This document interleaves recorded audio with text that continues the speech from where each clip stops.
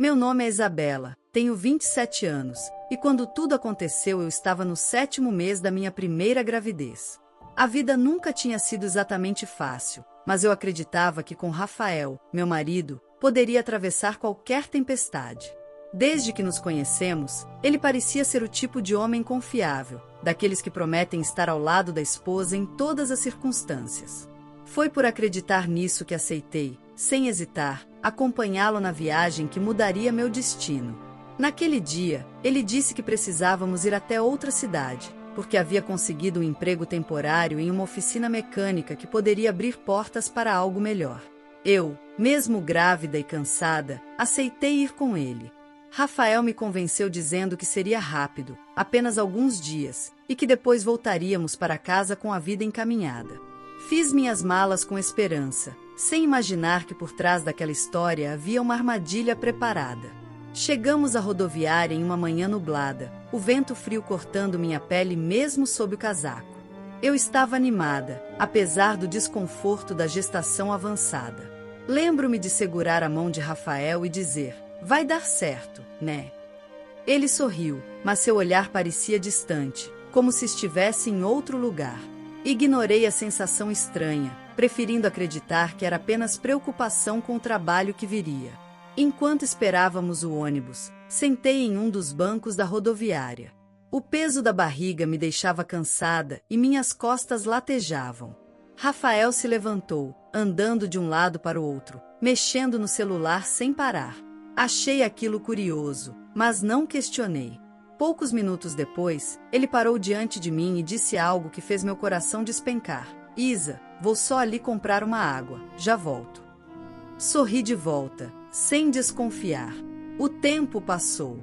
5 minutos, 10, 15. Rafael não retornava. Peguei o celular para ligar, mas a chamada não completava. Tentei novamente, e a mensagem fria apareceu, número inexistente. O chão pareceu se abrir sob meus pés. Olhei ao redor, procurando desesperada, mas tudo que encontrei foram rostos desconhecidos apressados.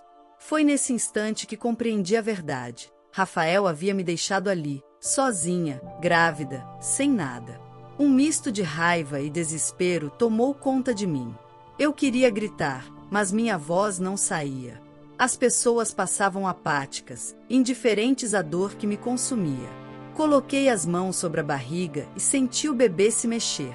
Meu filho não tinha culpa da covardia do pai, e isso me fez conter as lágrimas. Eu precisava ser forte, por ele, mesmo que o mundo inteiro tivesse desmoronado sobre mim. Aos poucos, a realidade se impôs. Não tinha dinheiro suficiente, não conhecia ninguém naquela cidade, e sequer sabia para onde ir. Tudo o que restava eram as malas ao meu lado e o peso insuportável da traição. Sentei novamente no banco da rodoviária, abraçando minha barriga, tentando não chorar alto para não chamar atenção. As contrações de ansiedade começaram a apertar meu corpo, embora eu soubesse que ainda era cedo demais para o parto. Enquanto respirava fundo, tentando acalmar o coração, lembranças da minha vida com Rafael invadiram minha mente. Os primeiros encontros, o sorriso encantador, as promessas sussurradas ao pé do ouvido de que jamais me deixaria. Como ele pôde? Como alguém que jurava amor eterno poderia simplesmente abandonar a esposa grávida em uma rodoviária qualquer? A dor não era apenas física, mas uma ferida na alma que parecia impossível de cicatrizar. Olhei ao redor. Pessoas vinham e iam com malas, famílias se abraçavam, crianças corriam. Eu me sentia invisível, como se meu sofrimento não fosse digno de atenção. Mas, dentro de mim, uma voz insistia: "Você não pode desistir agora, Isabela. Seu filho precisa de você." Apertei a barriga com carinho, prometendo silenciosamente que, mesmo sozinha, eu encontraria um caminho. As horas passaram lentamente. O frio aumentava, e a solidão parecia me sufocar. Em determinado momento, uma senhora de cabelos brancos sentou ao meu lado e me ofereceu um pão que carregava na bolsa. Agradeci com lágrimas nos olhos, e aquele pequeno gesto me deu forças para continuar respirando. Foi nesse instante que percebi algo diferente. Um ônibus estacionava na plataforma próxima, e uma fila de passageiros começava a descer. Por algum motivo inexplicável, meu coração acelerou. Eu não esperava nada, mas algo dentro de mim dizia que aquele momento mudaria tudo. Meus olhos se fixaram na porta do ônibus, acompanhando cada pessoa que descia, até que uma silhueta familiar surgiu entre os passageiros. Meus lábios tremeram e senti as pernas ficarem fracas. Eu não podia acreditar no que estava vendo. As lembranças do abandono ainda estavam vivas dentro de mim, mas naquele instante um sentimento diferente surgiu: esperança. Eu, que minutos antes pensava estar totalmente sozinha, percebia que o destino poderia estar preparando algo inesperado. Segurei firme a mala ao meu lado, como se aquele gesto fosse me dar estabilidade diante do que estava por vir. Cada segundo parecia eterno. Eu tentava enxugar discretamente as lágrimas para não embaçar a visão, enquanto as pessoas continuavam a descer do ônibus. Uma criança correu em direção à mãe, um casal se abraçou depois de semanas separados, e, no meio daquela movimentação, meus olhos voltaram para a figura que se aproximava cada vez mais. Meu coração batia tão forte que parecia ecoar em todo o saguão. Não importava quantas pessoas passavam, eu só conseguia focar naquela presença. Senti meu bebê se mexer novamente, como se também pressentisse que algo importante estava prestes a acontecer.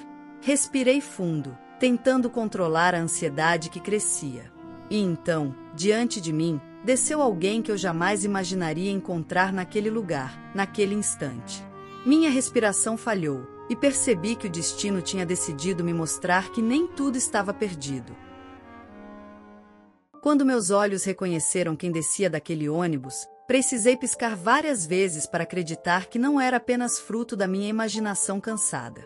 Era Mariana, minha irmã mais velha, que eu não via há quase 5 anos. O coração disparou no peito, e por um instante senti que o peso da solidão começava a se dissolver. Nunca poderia imaginar que, justamente naquele lugar e naquele momento, ela apareceria diante de mim. Mariana sempre fora a parte forte da família. Enquanto eu buscava caminhos incertos, ela havia construído uma vida organizada em outra cidade, afastando-se dos dramas familiares que sempre nos cercaram. Havíamos perdido contato por causa de brigas tolas, orgulho de ambas as partes. No entanto, ao vê-la se aproximando com a mala na mão e o olhar curioso ao me reconhecer, percebi que nada disso importava mais. Ela parou, encarando minha barriga saliente, e levou a mão à boca, chocada. Isabela? O que você está fazendo aqui sozinha? E cadê o Rafael? A menção ao nome dele foi como uma facada no coração. Engoli em seco, tentando não chorar novamente, mas as lágrimas vieram sem pedir permissão. Ele me deixou, Mari. Ele me largou aqui, grávida, dizendo que ia comprar água, e nunca mais voltou. O rosto dela endureceu em uma mistura de indignação e compaixão. Largou a mala no chão e me abraçou forte, como fazia quando éramos crianças e eu tinha pesadelos. Eu não acredito que ele teve coragem de fazer isso. Você não está sozinha, ouviu? Eu tô aqui agora. Aquelas palavras foram como um bálsamo para a ferida aberta dentro de mim. Pela primeira vez desde o abandono, senti que talvez ainda pudesse resistir. Mariana não pensou 2 vezes. Pegou minhas malas, colocou uma mão firme nas minhas costas e disse que iríamos juntas. Perguntei para onde, e ela respondeu que havia se mudado recentemente para um apartamento modesto, mas aconchegante, e que eu ficaria com ela o tempo que fosse necessário. O simples fato de ter um destino já me devolvia forças que eu pensava ter perdido. Durante o caminho até a casa dela, dentro de um táxi, o silêncio era pesado. Eu não sabia por onde começar a explicar, e ela parecia respeitar meu tempo. Mas, em certo ponto, Mariana não aguentou. Isa, você precisa me contar tudo. Como assim ele te deixou assim? Isso é monstruoso. Respirei fundo e comecei a narrar os detalhes. Contei como Rafael tinha inventado a história do emprego em outra cidade, como havia me convencido a viajar, e como, do nada, simplesmente sumiu. Cada palavra que eu pronunciava parecia reacender a fúria de Mariana. Ela batia o pé, bufava, e chegou a dizer que se cruzasse com Rafael seria capaz de esbofeteá-lo ali mesmo. Apesar do tom raivoso, era reconfortante saber que alguém estava do meu lado, indignado pela injustiça que sofri. Diferente da apatia das pessoas na rodoviária, Mariana fazia questão de validar a minha dor. Quando chegamos ao apartamento, percebi que, embora simples, o espaço era acolhedor. Havia cheiro de café fresco no ar e mantas coloridas sobre o sofá. Mariana me guiou até o quarto de hóspedes, que tinha uma cama arrumada e uma pequena janela de onde se via o movimento da rua. Sentei na beira da cama, exausta, e finalmente desabei em lágrimas. Ela sentou ao meu lado e segurou minha mão. Isa, escuta, eu sei que agora parece o fim, mas não é. Você é mais forte do que imagina, e esse bebê vai te dar forças para seguir em frente. Se Rafael foi covarde, isso só mostra quem ele realmente é. Não chore pelo que você perdeu, mas se prepare para o que você vai conquistar. Suas palavras entraram fundo na minha alma, plantando uma semente de esperança. Nos dias seguintes, Mariana cuidou de mim como uma mãe. Fazia questão de preparar minhas refeições, me acompanhava nas consultas médicas e até comprou roupinhas para o bebê. Eu, que estava prestes a acreditar que não tinha mais ninguém, redescobria no carinho da minha irmã a sensação de pertencimento. Era como se a vida tivesse tirado uma peça essencial, mas colocado outra no lugar de forma inesperada. Entretanto, nem tudo eram flores. Rafael havia bloqueado todas as formas de contato, e eu não sabia ao certo se deveria procurá-lo novamente. Parte de mim queria exigir explicações, outra parte queria simplesmente esquecê-lo. Mas a gravidez avançava, e a responsabilidade de criar um filho me fazia encarar a necessidade de tomar decisões práticas. Precisava pensar em onde iria morar, como sustentar meu bebê, e se teria forças para seguir sozinha. Uma noite, enquanto jantávamos, Mariana perguntou: "Você já pensou em entrar na justiça contra ele? Esse homem precisa responder pelo que fez." Hesitei, porque uma parte de mim ainda carregava resquícios do amor que sentia. Mas ao olhar para a barriga e sentir os chutes do bebê, percebi que não era sobre mim, era sobre proteger meu filho de um pai irresponsável. "Talvez você tenha razão, Mari", respondi. No entanto, o destino ainda reservava mais surpresas. Em um sábado de manhã, quando saímos juntas para comprar mantimentos no mercado, tive a sensação de ser observada. Olhei para trás, e por um breve momento jurei ter visto alguém conhecido. Meu coração disparou, mas quando tentei me aproximar, a pessoa sumiu na multidão. Mariana percebeu minha aflição e perguntou o que havia acontecido. "Acho que vi alguém, mas não pode ser." De volta ao apartamento, não consegui parar de pensar naquilo. Seria possível que Rafael tivesse voltado? Ou que alguém ligado a ele estivesse me vigiando? A insegurança me consumia, e naquela noite mal consegui dormir. Mariana dizia que era apenas impressão causada pelo trauma, mas dentro de mim eu sentia que havia algo mais. O tempo passou, e quando eu já começava a me adaptar à nova rotina, outro acontecimento mudaria tudo novamente. Estava sentada no sofá, acariciando a barriga e pensando no futuro, quando Mariana entrou apressada, segurando uma carta. "Isa, isso chegou pelo correio para você." Peguei o envelope com as mãos trêmulas, e ao abrir, senti o sangue gelar. Dentro, havia apenas uma frase escrita de forma apressada: "Ainda vamos nos ver." Não havia assinatura, mas eu sabia exatamente de quem vinha. Aquela carta ficou queimando em minhas mãos por longos minutos. Mariana tirou de mim com cuidado, leu a frase curta e encarou meus olhos com seriedade. "Foi ele, não foi?" Balancei a cabeça, confirmando, e senti um arrepio percorrer meu corpo inteiro. A simples ideia de que Rafael pudesse estar por perto me deixava em pânico, mas ao mesmo tempo despertava uma fúria que eu não sabia que tinha. Como ele ousava aparecer depois de me abandonar na rodoviária, grávida e sem nada? Mariana não perdeu tempo.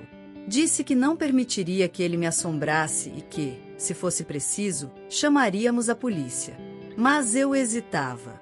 Parte de mim ainda queria olhar nos olhos dele e perguntar o porquê, como alguém capaz de me jurar amor eterno se transformou em um estranho tão cruel. Eu precisava de respostas, mas também tinha medo das consequências.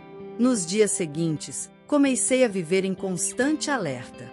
Cada barulho no corredor do prédio parecia um prenúncio de que Rafael surgiria de repente. Dormia mal, acordava suada, e as mãos estavam sempre trêmulas. Mariana, percebendo meu estado, insistiu para que eu a acompanhasse até a delegacia. Isa, ele não pode continuar te intimidando. Pense no bebê. Esse estresse não faz bem para vocês dois. Na delegacia, registrei um boletim de ocorrência. O delegado ouviu meu relato com atenção, mas foi claro, sem provas de ameaças diretas, as medidas eram limitadas. Ainda assim, só o fato de colocar aquilo no papel me deu uma sensação de alívio. Rafael já não era apenas uma sombra, mas alguém que teria que prestar conta se ousasse cruzar meu caminho novamente. No entanto, o destino parecia testar minha força a cada dia. Uma semana depois, enquanto saía da consulta de pré-natal, vi Rafael encostado em um carro do outro lado da rua.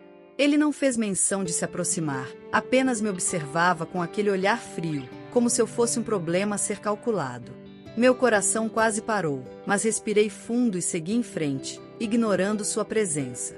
Quando contei para Mariana, ela ficou indignada e jurou que se o visse pessoalmente, não se conteria. Apesar do medo, algo dentro de mim começava a mudar. Eu já não era a mesma mulher que havia sido deixada chorando na rodoviária.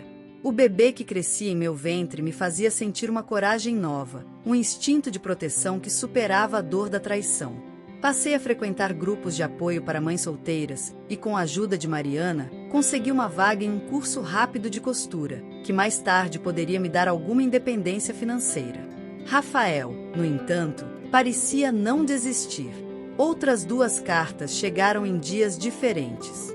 Uma dizia: "Você ainda é minha." A outra, ainda mais perturbadora: "Nosso filho não vai crescer sem mim." Aquilo me revoltou. Como ele tinha coragem de falar sobre o bebê, depois de me abandonar no pior momento da minha vida? Se realmente se importasse, jamais teria me deixado sozinha. Mariana, sempre firme, reforçou: "Ele quer te controlar pelo medo. Mas você não vai ceder." E foi exatamente isso que decidi. No dia em que completei 8 meses de gestação, chamei um advogado indicado por uma das mulheres do grupo de apoio. Expliquei tudo, do abandono até as cartas. Ele foi claro: Rafael seria processado por abandono material e moral, além de ter que arcar com pensão para o filho. Pela primeira vez, senti que não estava mais correndo, mas enfrentando. O tempo passou, e o grande dia chegou. Entre contrações e lágrimas, fui levada ao hospital por Mariana, que não desgrudou da minha mão em nenhum momento.